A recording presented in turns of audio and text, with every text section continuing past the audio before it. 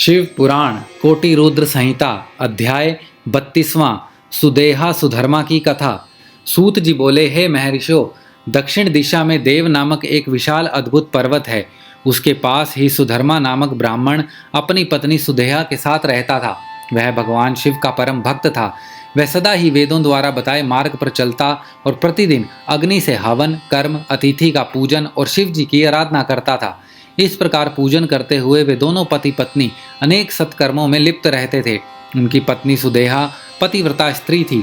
उसकी पत्नी को एक बात का दुख था कि उनकी कोई संतान नहीं थी। इस कारण उनका मन परेशान रहता था।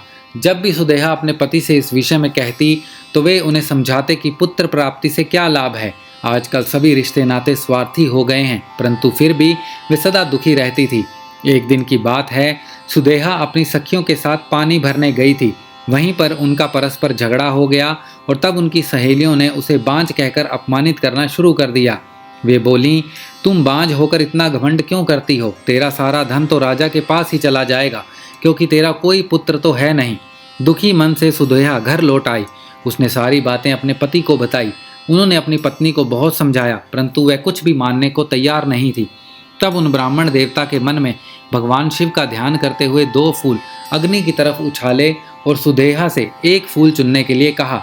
उनकी पत्नी ने गलत फूल चुन लिया। उन्होंने अपनी पत्नी को समझाया, तुम्हारे भाग्य में पुत्र नहीं है, इसीलिए अब अपनी इच्छा त्याग दो और शिव जी के पूजन में लग जाओ। अपने पति सुधर्मा की बातों का सुदेहा पर कोई प्रभाव नहीं पड़ा और वह उनसे इस प्रकार बोली, हे प्राणनाथ, यदि आपको मेरे गर्भ से पुत्र प्राप्त नहीं हो सकता तो आप दूसरा विवाह कर लीजिए। परंतु सुधर्मा ने विवाह से इनकार कर दिया। तब सुदेहा अपनी छोटी बहन घुष्मा को अपने घर ले आई और अपने पति से प्रार्थना करने लगी कि वे उससे विवाह कर लें। सुधर्मा ने उन्हें समझाते हुए कहा, यदि मैंने इससे विवाह कर लिया तो इससे पुत्र हो भी गया तो भी तुम दोनों बहनें सौतन बन जाने पर एक दूसरे का विरोध करोगी और मेरे घर में झगड़ा होता रहेगा। तब सुदेहा बोली, हे प्राणनाथ, भला मैं अपनी बहन का विरोध क्यों करूंगी? आप चिंता त्याग दें और घुष्मा से विवाह कर लें। अपनी पत्नी की प्रार्थना मानकर सुधर्मा ने घुष्मा से विवाह कर लिया। विवाह के पश्चात सुधर्मा ने सुदेहा और घुष्मा से मिलजुल कर रहने एवं आपस में एक दूसरे की बात मानने के लिए कहा। फिर घुष्मा अपने पति सुधर्मा के साथ प्रतिदिन 101 शिवलिंग पार्थिव लिंगों का षडोपचार से पूजन करके तालाब में उनका विसर्जन कर देती। इस प्रकार जब उसने 1 लाख पार्थिव लिंगों का पूजन पूर्ण कर लिया तो शिवजी की कृपा से उसे परम सुंदर गुणवान पुत्र की प्राप्ति हुई। पुत्र पाकर घुष्मा और सुधर्मा बहुत प्रसन्न हुए, परंतु सुदेहा को अपनी बहन से जलन होने लगी।